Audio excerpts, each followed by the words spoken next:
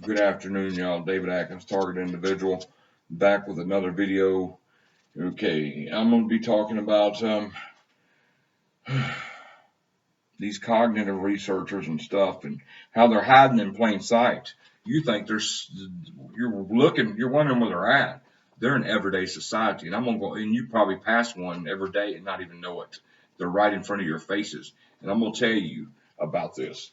Okay, so anyway, let me go to Luke real quick, because I got a question for my believers, and I'm going to start with the information that I've came across, which is very good information. Okay, I got a challenge for my believers. I want y'all to tell me what you think this verse means. This is come from Luke 12:49 through 53. I came to send fire on earth, and how I wish it was already kindled. But I have a baptism to be baptized with, and how distressed I am until it's accomplished. Do you suppose that I came to bring peace on earth? I tell you, not at all, but rather division. From now on, five in one house will be divided against three, two and two against three. And father will be divided against son, and son against their father, and mother against daughter, and daughter against mother, and mother-in-law against her daughter-in-law, and daughter-in-law against her mother-in-law. Feel free to comment and tell me what you think that means. Just a little challenge. Something to keep us stimulated. So anyway, all right, so it says, where are the cognitive researchers and all these people responsible for torture and assassination of mind control victims, for training, research, and development of mind control? They're hiding in plain sight. And before I go on, when I mention doctors, I'm not talking about every doctor you see, all part of the conspiracy to target, but there's a lot, but not all of them.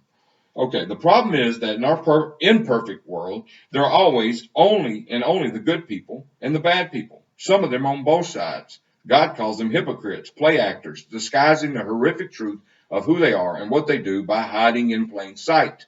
They are the doctor at the local hospital, psychiatrists at the local mental ward, psychologists at the local children's clinic, neuroscientists at the university, etc. These are intellectual barbarians which are engaged in the daily wholesale torture and murder of innocent women, men, and children for the purposes of training, research, and development in mind control technologies. And they're hiding in plain sight. The cognitive researchers responsible for these atrocities are based out of the larger urban areas and cities and are responsible for specific geographical regions, smaller towns, villages, etc., which fall into their area of operation. For example, you will find many of them here at this hospital and many at the hospital and universities around the world. They're the neurologist, the neurosurgeon at the local hospital, psychiatric psychologist at the local mental health hospital, the neuroscientist at the local university, the behavioral scientist at the local children's elementary school. They're hiding in plain sight. Cognitive researchers and etc. It could not occur globally without a multilateral government and state knowledge and approval. Some type of umbrella or replica agreement, probably under a secretive United Nations Group of 20 protocol. The Hive Mind team members are using a brain-to-computer interface, brain-to-cloud interface, and brain-to-brain interface, augmented reality interface, and their augmented reality is now called neural reality. They're using augmented reality to attack and torture and kill target individuals.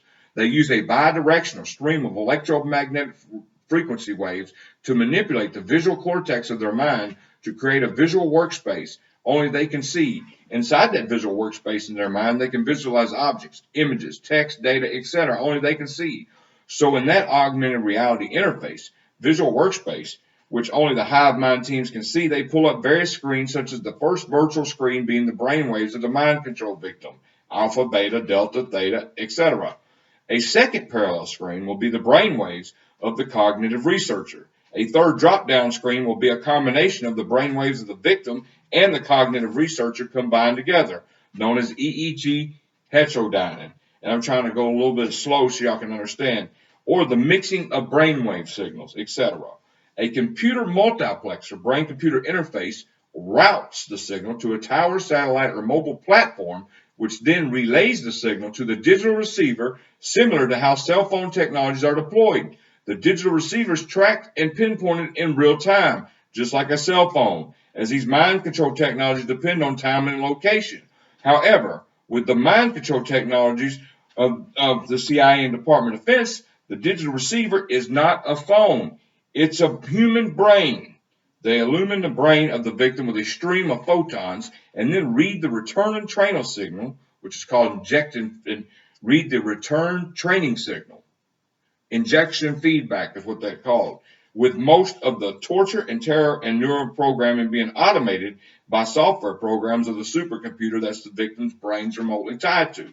For example, mental torture, repetition as torture of never mind, skip that part. The remote neural monitor system of computers is designed to remotely capture random bits of the victim's senses, memories, thoughts, emotions, sensations, and then fabricate stories or mental suggestions injected back into the subconscious of the victim. Thought-triggered attacks over and over in a looping pattern using repetitive reinforcement to mentally interrogate, harass, distract, and torture.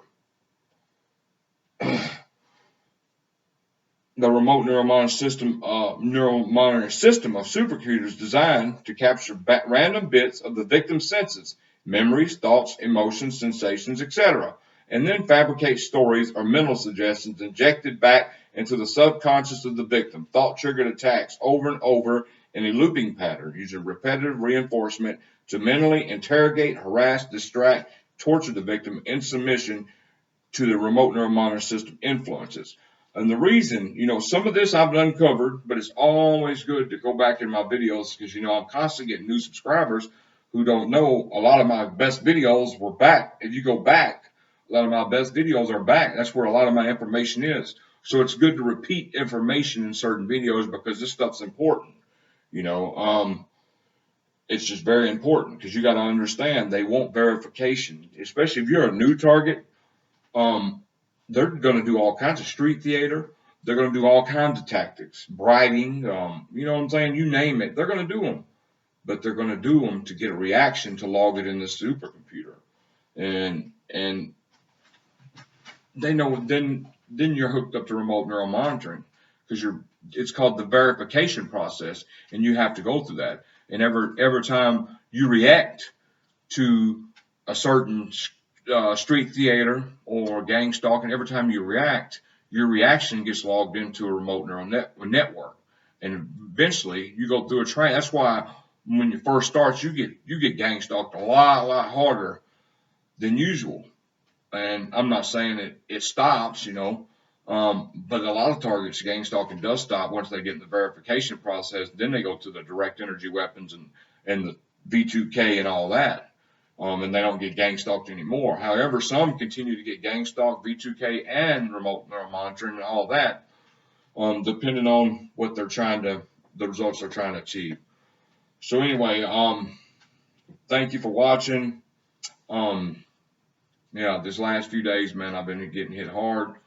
So pray for us, and if you want to participate and answer what you think that Bible verse means, I just threw that out there to see who would say what. Just interested in knowing what people thought about that.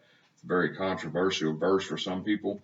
So anyway, God bless y'all. Y'all have a good day, and please pray for me, and I pray for everybody.